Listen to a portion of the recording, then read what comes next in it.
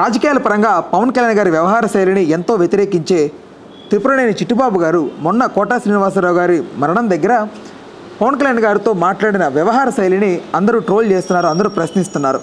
దీనికి సంబంధించి మనతో ఒక మంచి క్లారిటీ ఇవ్వడానికి చిట్టిబాబు గారే ఉన్నారు, ఆయనతో మాట్లాడదాం. మా ఇద్దరి మధ్య ఏం వ్యక్తిగత విరోధాలు లేవు, వ్యక్తిగత విరోధాలు ఏమీ లేవు. ఇది సిద్ధాంతపరమైన విరోధమే. ఆయన సినిమా హీరోగా ఆయన ఏనాడు నేను ఒక్క మాట తక్కువ చేసి మాట్లాడను. ఆయన వన్ అండ్ ఓన్లీ హీరో అనే పాయింట్ ఎవరో మాట్లాడితే వన్ అండ్ ఓన్లీ హీరో కాదు, one of the hero, one of the star heroes. అంతేగాని ఎందుకంటే మిగతా వాళ్ళు ఎంతమంది ఉండగా ఆయన వన్ అండ్ ఓన్లీ అంటే కరెక్ట్ కాదు. కొన్ని సెగ్మెంట్స్లో Pawan Kalyan is one and only అనిపిస్తుంది కదా సార్? అనిపించదు, ఎప్పటికీ అనిపించదు. మీరు మా తెలియక మాట మీ అభిమానం కొద్దిగా మాట్లాడచ్చు కానీ బిజినెస్ ఇక్కడ సినిమా ఫీల్డ్లో ఎవరిది మీద మంచి బిజినెస్ జరుగుద్ది వాళ్ళే నెంబర్ వన్. ఫ్లాప్ టాక్తో కూడా మంచి కలెక్షన్స్ కొడుతుంది పవన్ కళ్యాణ్ సినిమా. ఇది టాప్ కలెక్షన్ ఎవరిది హయ్యెస్ట్ ఇవాళ ఉన్న వాళ్ళల్లో ఈయన రేంజ్కి 100 కోట్లు సినిమా. ఇవాళ ఇండస్ట్రీలో మిగతా హీరోలు 300 కోట్లు మినిమం, 500 కోట్లు ఆ రేంజ్కి వెళ్ళిన హీరోలు కనుక ఇది వన్ ఆఫ్ ది టాప్ హీరోనే తప్పితే is not the one and only top hero. ఈయన ఇంకెవరిని క్రాస్ చేయాల, ప్రభాస్ రేంజ్కి వెళ్ళాల. సార్ పాలిటిక్స్ కాదనుకుంటే వెళ్ళేవారు కదా సార్ పవన్ కళ్యాణ్ గారు? అది వేరు విషయం. పార్టీస్ కాబట్టి వెళ్ళేవారు లేదు. ఇది ఊహాజనితంగా ఆయన పార్టీస్ లేకపోతే ఆయన మెగాస్టార్ కాదు, ఓ మెగాస్టార్, అవన్నీ ఊహాజనితాలు. అది అయ్యేవారో లేదు, హైపోథెటికల్. ఇవి యాజ్ ఆన్ టుడే మాట్లాడాలి. ఆయన యాజ్ అన్ ఆర్టిస్ట్ హీరోగా one of the formidable hero, ప్రొడ్యూసర్లకి ఆదాయం సంపాదించగలిగిన హీరో. దాని గురించి ఏనాడు ఎవడూ మాట్లాడలేదు. నేను ఏనాడు ఆ విషయం మీద సినిమా హీరోగా ఆయన ఏనాడు తక్కువ చేయలే. నేను ఐ లవ్ హిమ్ ఆల్సో. నేను కృష్ణ గారిలో ఎట్లా కృష్ణ గారిని అన్నయ్య అని లవ్ చేసేవాడినో, ఆయన అంత హీరోగా ఆయనతో అంత చనువుగా ఉండేవాడు అన్నయ్య అని. ఈయనలో కూడా ఆ ఈజీనెస్, కృష్ణ గారిలో ఎంత న్యాచురల్ ఈజీగా ఉండేదో ఈయన దగ్గర కూడా ఆ ఈజీగా వెళ్ళిపోతూ ఉంటాడు, ఈజీగా చేస్తూ ఉంటాడు. I like that. ఆ స్టైల్ నాకు నచ్చదు. సో నేను ఎప్పుడు రాజకీయాలు అనేది వేరు. రాజకీయాలు ఆయన అడుగుపెట్టినప్పుడు మాలాంటి వాళ్ళం మేము ఎంతో ఆశించాం. నేను అప్పుడు ఆయన రాజకీయాలు అడుగుపెట్టిన కొత్త రోజులు నాకు చూడండి నా డిబేట్లు నేను చెప్పాను, ఆంధ్ర రాష్ట్ర రాజకీయాలు కొత్త మలుపు తిరుగుతాయి. ఈయన ఆల్రెడీ హోదా చూశాడు, డబ్బులు చూశాడు, ఈయనకి ఇప్పుడు ఏమీ అవసరం లేదు, ప్రజల కోసం వస్తున్నాడు, అన్నీ వస్తున్నాడు, ఏదో కొత్త రాజకీయం చూస్తాము. ఈ చంద్రబాబు యొక్క దగులుబాజీ రాజకీయము, ఈ కాంగ్రెస్ యొక్క దుర్మార్గపు రాజకీయాల నుంచి బయటపడి కొత్త రాజకీయం, ఆంధ్ర రాష్ట్రం కొత్త రాజకీయాలు, నీతి రీతి నిజాయితీతో ఉన్న రాజకీయాలు చూస్తాము అని ఆయన మాటలు బట్టి, ఆయన ఆవేశాన్ని బట్టి మాట్లాడి సమర్థించుకున్నాం. సాగింది. ఇప్పటికి వచ్చేటప్పటికి ఆయన 12 ఏళ్ళు ప్రయాణం చేసి వచ్చేటప్పటికి ఆయనలో ఎక్కడా నీతి లేదు, ఎక్కడా రీతి లేదు, ఎక్కడా నిబద్ధత లేదు, ఎక్కడా నిలకడ లేదు, ఎక్కడా నిజాయితీ లేదు. ఈ మాటలు అంటున్నానంటే ఉన్న విమర్శ కోసం అంటలేదు, ఆధారాలతోటి మాట్లాడుతున్నాను. ఈ 12 ఏళ్లలో ఆయన పార్టీ పెట్టించిన ఈ 12 ఏళ్లలో ఒక్క మాటకి పవన్ కళ్యాణ్ గారు ఆయన అన్న మాటకి, రాజకీయంగా అన్న మాటకి కట్టుబడి ఉన్నారండి. ఈ మాట ఆ రోజు అన్నాడు, ఆ మాట ఇవాళ అంటున్నాడు అని ఒక్కటి చెప్పండి జర్నలిస్ట్గా మీరు కూడా. ఒక్క మాట ప్రశ్నిస్తాను అని అన్న మాట కానుంచి నిన్నటి తెలుగు చిన్నతల్లి పెరతల్లి, హిందీ పెద్దతల్లి అనే మాట దాకా ఒక్క మాటకైనా ఆయన కట్టుబడి ఉన్నాడా? అది రాజకీయమా? అదే నీ నుంచి ఎదురు చూస్తుంది ప్రజలు. నీ ఆవేశాన్ని నమ్మింది అందుక ప్రజలు. నీ ఆవేశాన్ని నమ్మి నువ్వేదో చేస్తావు, ఏదో చేస్తావు. చంద్రబాబు నమ్మి ఓట్లు ఇలా చంద్రబాబు నమ్మి ఓట్లు నిన్ను నమ్మారు. నువ్వు ఇన్ని అబద్ధాలు ఆడతావా? 32,000 అమ్మాయిలు మిస్ అయిపోయారు, నాకు ఎవడో సీక్రెట్ ఆఫీసర్ చెప్పాడంటావా? ఇప్పుడు అది పచ్చి అబద్ధం అని పార్లమెంట్లో చెప్తే ఆ ఆఫీసర్ ఎవడో పేరు ఇప్పటికి చెప్పలేవా? నా వైజాగ్ స్టీల్ ప్లాంట్కి నా ప్రాణం అడ్డేస్తానంటావా? ఇవాళేమో వాళ్ళ union minister the process is on, privatisation process is on అంటారు. నోరు విప్పవా? సెకండ్ ఇది స్పెషల్ స్టేటస్ గురించి లడ్డు ఇచ్చారు, ఈ పాసిపోయి లడ్డూలు ఇచ్చారు, ఆంధ్ర రాష్ట్రానికి అన్యాయం చేశారు బీజేపీ అన్నావు కదా. మరి ఇవాళ పైన కింద మీరే కదా, మరి చేయొచ్చు కదా, ఎందుకు చేయడం? ఎందుకు పట్ల వాలంటీర్స్కి నాది పూచి అన్నావు కదా. అంటే అడ్డుపడుతుంది ఎక్కడ పవన్ కళ్యాణ్ గారికి? ఏం పడుతుంది అడ్డు? ఏం పడుతుంది అంటే ఆయన చంద్రబాబుకు భజన చేయటం వల్ల అడ్డుపడుతుంది. చంద్రబాబుకు భజన చేయడానికి ప్రజలు ఈయన ఆదరించలా. చంద్రబాబుకు భజన చేయమని చంద్రబాబును ఒడ్డు చేర్చమని చేయలా.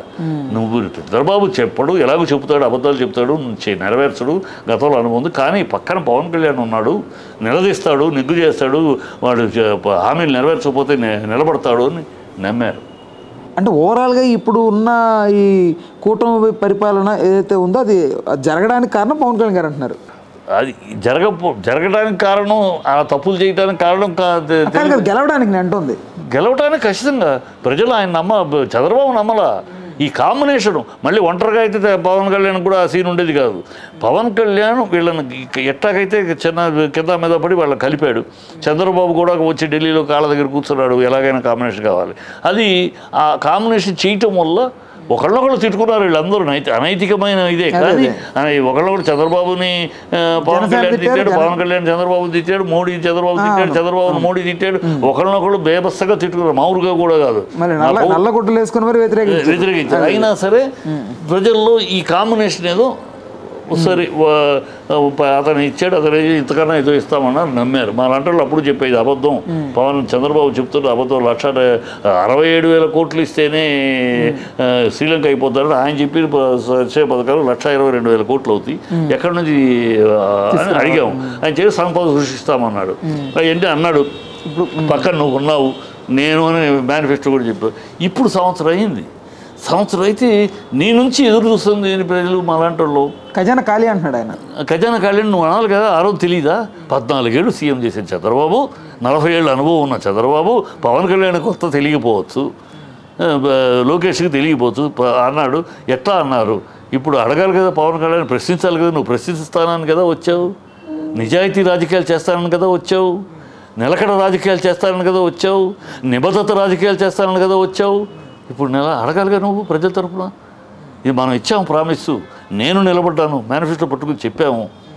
అడగాలి కదా. డబ్బులు లేవు అంటే డబ్బులు లేవంటావా? వాళ్ళు వాలంటీర్స్కి జీవో లేదని అబద్ధం పడితే నువ్వు అదే మాట పడతావు. 3 జీవోలు ఉన్నాయి వాలంటీర్స్ విషయంలో. జీవో లేదంటావు ఏంటి?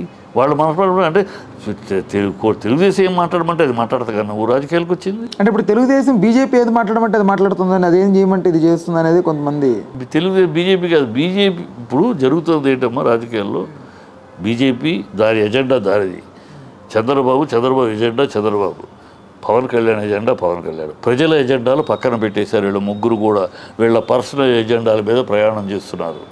బీజేపీ ఎజెండా వాళ్ళకు ఒక ముఖ్యమంత్రి క్యాండిడేట్ కావాలి, వాళ్ళంతటా వాళ్ళు రాష్ట్రాన్ని పట్టుకోవాలంటే కుదరదు కనుక క్యాండిడేట్ కావాలి.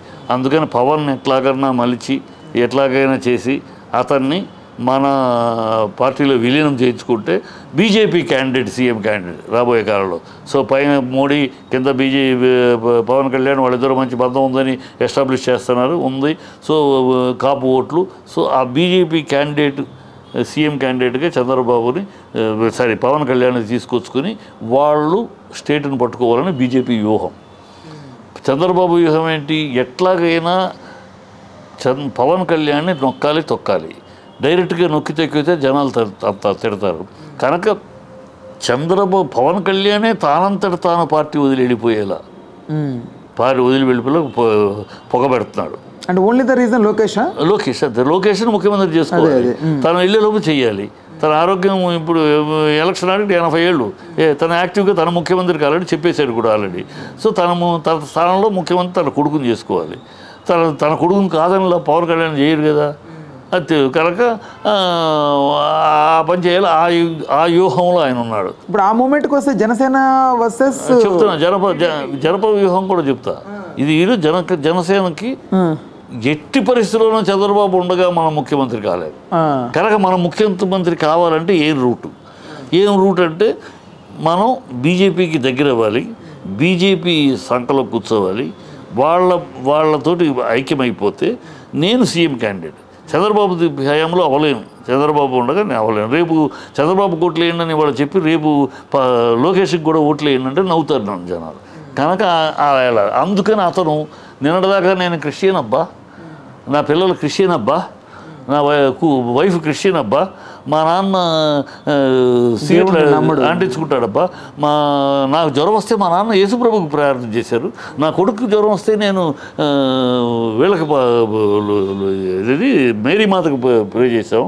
అసలు ఈ దేశంలో అలా మత కలవల కారణమే హిందువులు అని మాట్లాడిన ఆ నోటితోటి వాళ్ళ నేను సనాతని అన్నాడు. సనాతని వేరే మతస్థులు పెళ్లి చేసుకోరు.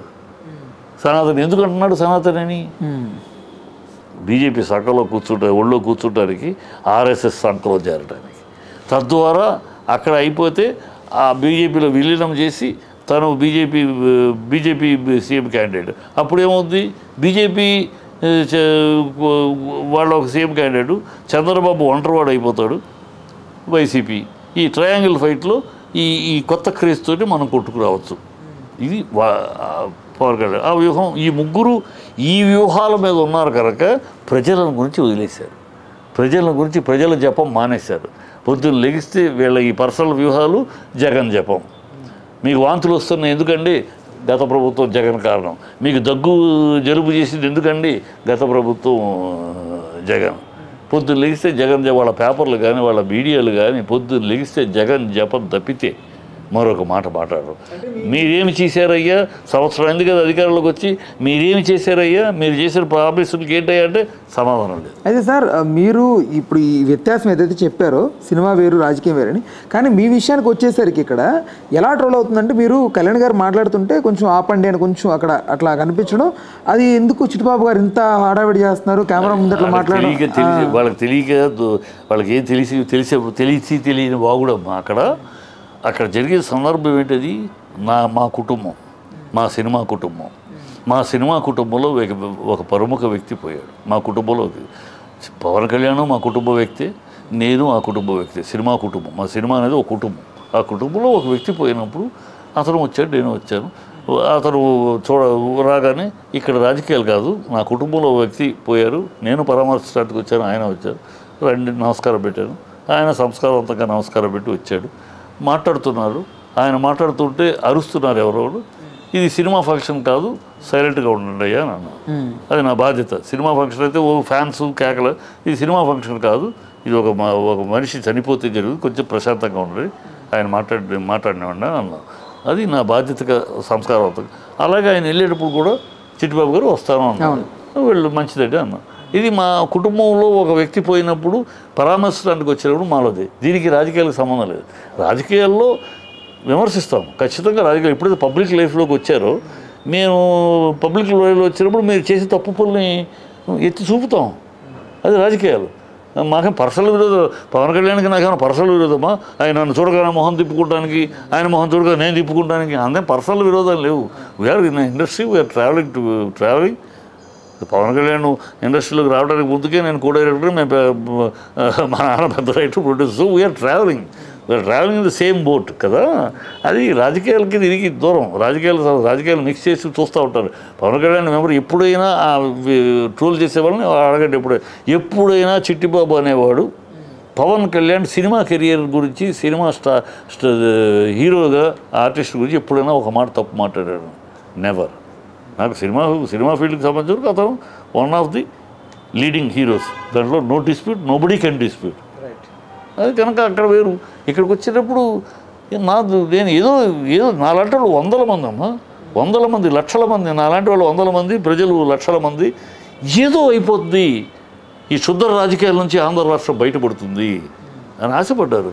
నువ్వు క్షుద్ర రాజకీయాల నుంచి బయటేస్తావని ఆశపడితే నువ్వు అంతకన్నా కష్టమైన నికృష్ట రాజకీయాలకి చంద్రబాబుకు వంతపాడుతూ ఆ నికృష్ట రాజకీయాలు చేస్తావంటే మా లాంటి వాళ్ళు బాధపడక వేదనపడి, ఇది విమర్శ కాదు, బాధపడు. పవన్ కళ్యాణ్ లాంటోడు మంచి నాయకుడు అవ్వాలి, గొప్ప నాయకుడు అవ్వాలి, ప్రజలు హర్షించే నాయకుడు అవ్వాలని కోరుకునే వ్యక్తుల్లో మా లాంటి వాళ్ళు ముఖ్యం.